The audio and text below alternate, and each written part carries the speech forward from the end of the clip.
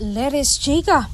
Direk Coffee, may bagong chismes na ikakakilig natin. Sabi ni Direk, alam mo yung si Donnie ay wala pa rin pinagbako. Bakit? Kasi naman siloso pa rin dahil kung eksena ni Belle at ni River ay nakabantay yan. Kahit nagmemerienda yan ay dilat na dilat ang mata. Totok na totok yan sa monitor. Bantay sarado si Rever Joseph. Yun ang patunay na mahal ni Donnie si Belle hanggang ngayon.